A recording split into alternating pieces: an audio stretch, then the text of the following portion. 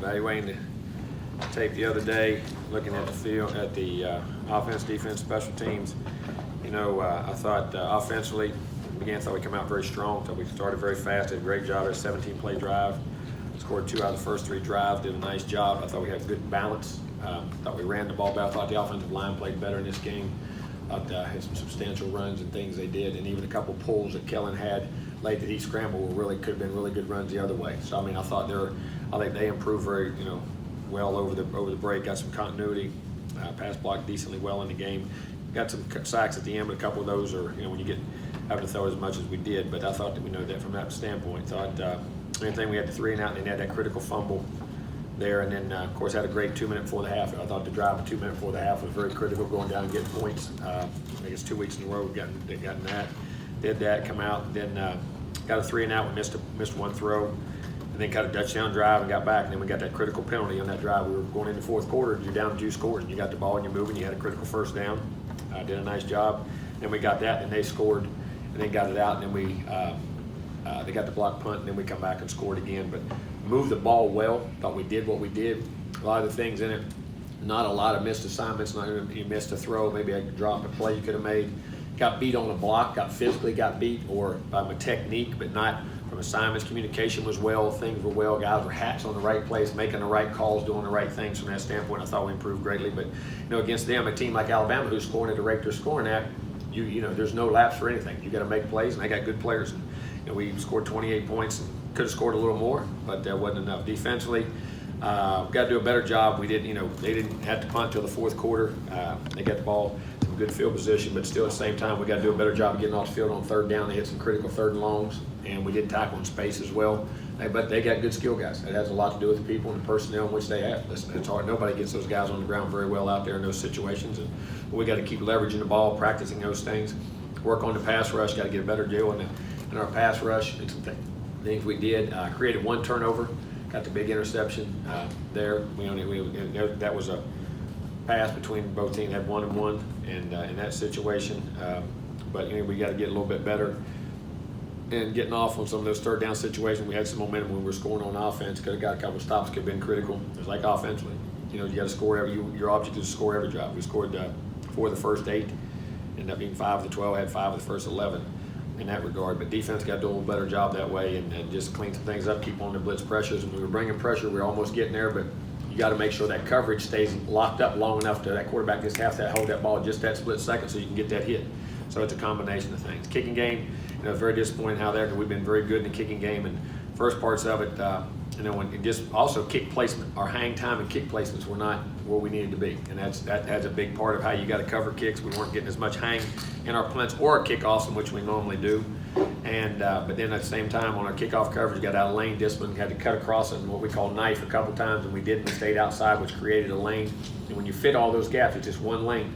And then the guys got to cross over, and we looked at it and how we set it. We tried to pick. They did some schemes. We tried to pick and rub them and did that. But then one guy would always get just locked out of that lane, and we didn't do a good enough job. And we have to do a better job there. But also, if you can kick it higher, we get more depth and get more height and have a big effect on where we're at, and also pinning them in the corner. The punts, we're trying to, the first one of the big ones in the beginning was a punt placement, kicked in the middle of the field again. We were kicking it deep right, kicked it in the middle, which was very critical. And us adjusting, because that adjusts your whole coverage over, and when you get pinned, when you release certain ways by where the ball is going, then that allows you to get pinned in your blocking, which creates the lanes going back the other way. Then the other times, as we get out, we got to do a better job of exploding as we block our way out. Sometimes not just blocking and absorbing, you got to explode as you're going out and getting the block on the run, which allows you to cover. And how you fan and get to your places. So we'll work on those techniques and get back, and that was disappointing because field position in that game was critical. I think we averaged starting on the 22, and they averaged starting on the 47 or 48, I think it was, different things that went on. So that was very critical, and they did a really good job in that regard. I thought Seth, again, had 2 nice kicks in the game, had 2 field goals, hit his field goals. Big one for the half. It was very critical in the second drive down there. And we had some opportunities in the game. I thought our kids competed hard in the game. I thought we played hard. Again, Alabama's a very good football team. They're number 1. I said they can affect you in all 3 phases, and their skill guys, really, their space guys do a really good job of having to get those guys on the ground, and that is a big difference when you really look at the numbers. As far as we had good solid drives, defensively, they're skill guys. We had them in position, we just didn't get them on the ground, and they would pick up first downs, and they have quite a few of them. They do a good job, so they're well coached and do a really good job. So we'll have to improve on that, get ready. But again, I thought we improved over the bye week in a lot of little areas in which we saw, get the special teams part of it cleaned up and get our kickers going back, which because we have excellent kickers in that regard, and cover a little better and get things going. So questions? Right, Gabe, then down front, Brett. Yeah, Coach, staying on that theme, what can you do during the week to try to fix some of those issues? Can you put more starters and special teams? Well, there is a lot of starters in there. We're keeping it rotating out, but also how they fit and what they do. And as I say, there's over half starters on both. Yes, and we've always believed in playing the best players on special teams. I don't believe that you don't play your starters on special teams. We play the best guys in which we have. And we rep guys in those positions all year long. In the off week, repping guys that can handle that position and what that guy's talent level is. So if you look, there is still quite a few starters. Probably, I'm trying to think on punt. Is it 7 or 8? I think it's something in that it's in that realm of our starters are on those special teams. So you put your best players on special teams, no doubt.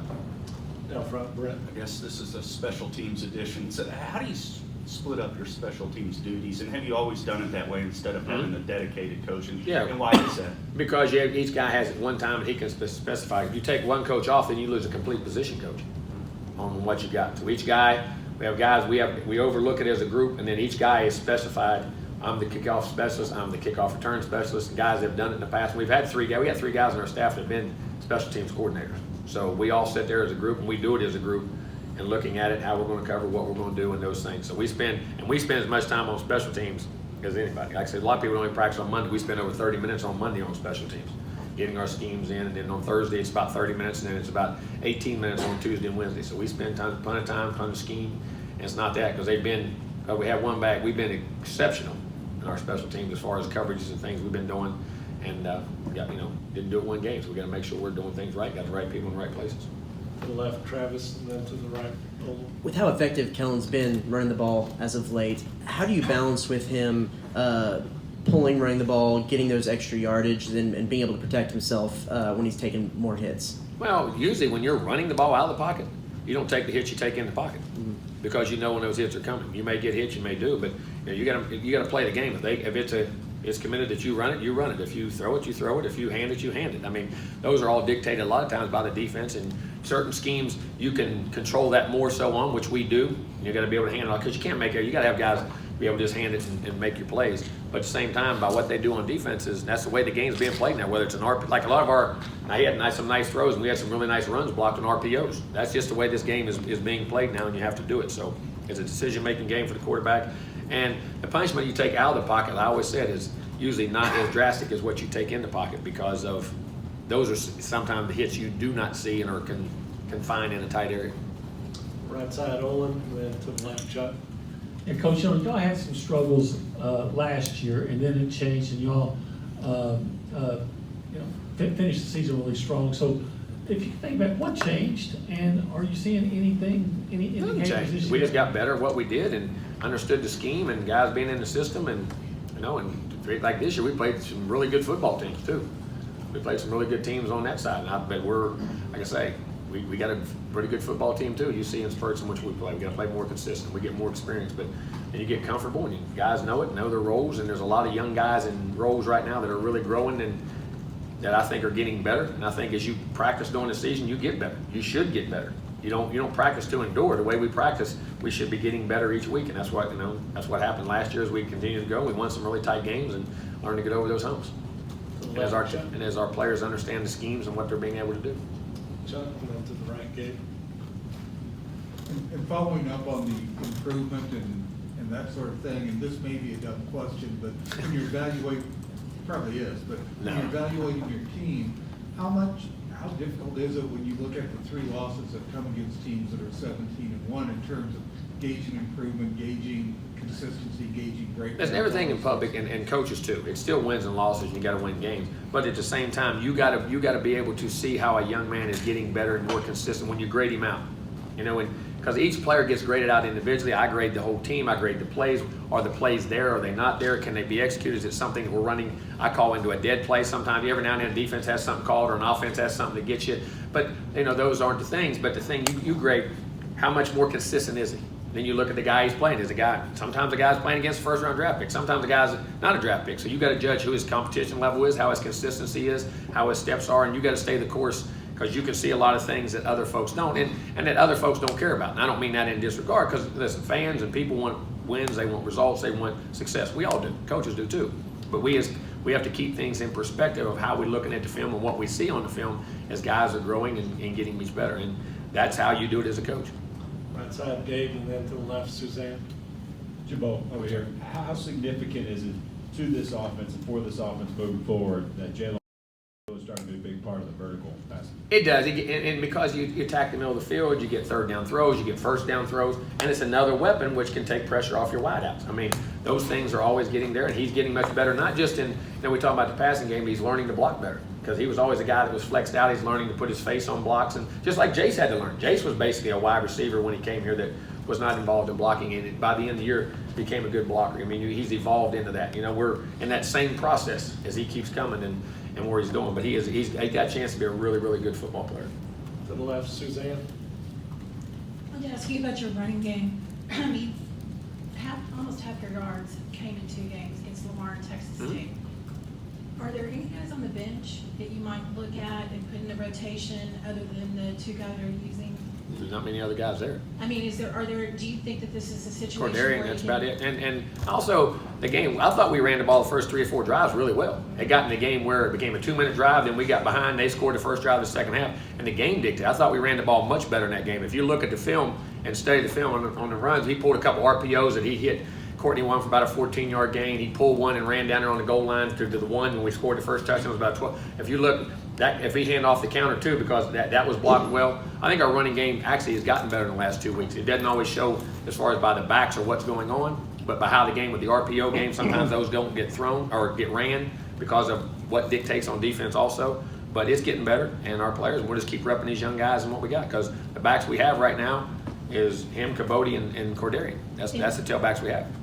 Could Cordarian see more playing time? No, we'll see. I think it's bad.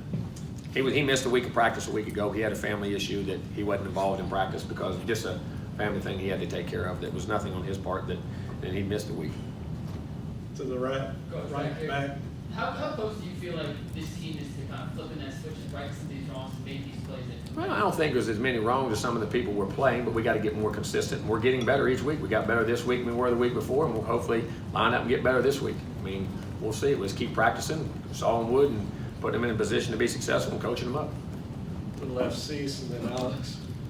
Last year, you had a good game against Clemson to get everybody confidence. You had the victory over Kentucky. This year, you struggle a little bit. Where does this young team get its confidence? Well, we just got to keep playing. Hopefully this week we'll play well, then the next week we'll play better, and then the next week we'll play better. You just got to keep playing. I mean, and getting to where we got to go to.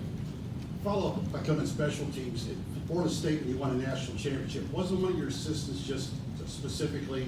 I looked on the It was exactly. It says that, but it was done exactly the same way. Okay, that's what I wanted to ask. We're with the same structure we had at Florida State is the exact same structure we have here. To the left, Alex.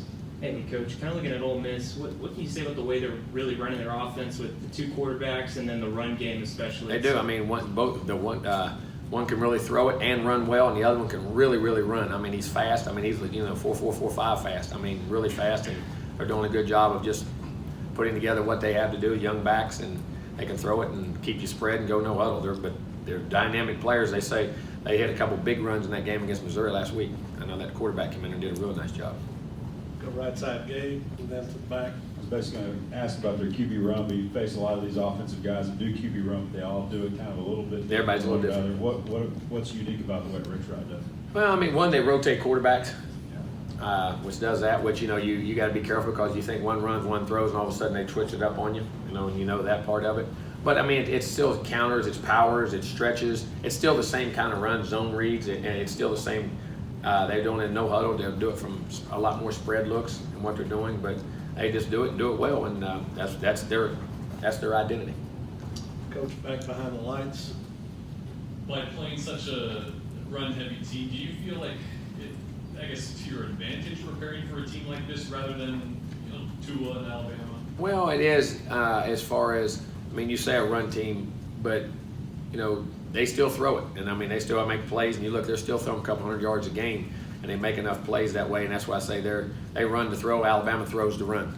They're backwards. I mean, and so that's just their emphasis. But both of them have balance, and they both know how to throw it, and they know they don't do it. So hopefully we'll match up well. But it is tough the way they do it in the end. And you do it with so much quarterback run, that's a totally different run, because that adds another blocker and evens the numbers up. Couple more down front, Brent, to the left, Justin. Seems like it wasn't that long ago people would say, let's see where a program is in year 3 or 4 of a coach. Do you ever feel like sometimes reminding people that you're a year and a half into this deal right now? No, I don't, because of this. I mean, I don't mean that. We got work to do, and we go to work, and we're going to get better each and every day. And I'm the same way. I mean, I want fans to have the expectations and to want to be good and want to win, and we do too as coaches. But we go to work each day, coach what we have as far as what we're trying to get better at, what we're trying to improve on, what we're trying to create, and just keep going what we do, and knowing that I still feel very good about where we're at, what's going on, and where the direction we're going. Kids are playing very hard, and like I say, just I can watch the film and watch us get better. So recruiting is going well, so I feel very confident in what we're doing. To the left, Justin. Coach, how much of taking the next step is like seizing the moment? I just look at you said 34-20, your defense just got to stop, have a chance to go down the field and make it 34-27 against Bama. Those big moments like that, Yeah. how do you better seize those moments? You got to understand and be in them. Just like, when you score and go up 7-0, coming out and getting a stop, making sure you get a stop, and then you can get it back and go up 2 scores.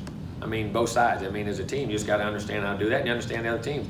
But also that when you play good people going to make plays. And, it's not that I don't think they want to. I think they understand. It's got to keep doing it, and, keep sawing wood, and it'll be there. And we'll keep improving our players, getting them better, coaching them better, getting them bigger, faster, stronger. Keep recruiting, doing the things we got to do, building the depth in which we got to have. Anything else? All right, we'll get Keldrick in.